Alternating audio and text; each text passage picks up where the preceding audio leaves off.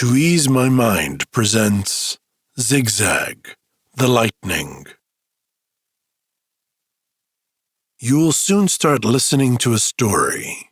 It is a wonderful opportunity to let yourself rest. Can you remember the feeling of comfort you had when a story was read to you?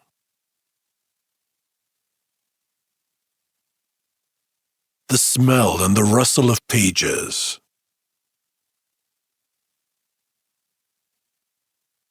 The way the drawings in the book came to life, and it was easy to get absorbed in them.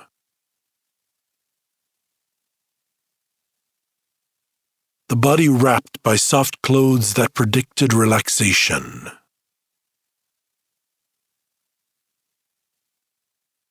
The reader's voice and the way they change their tone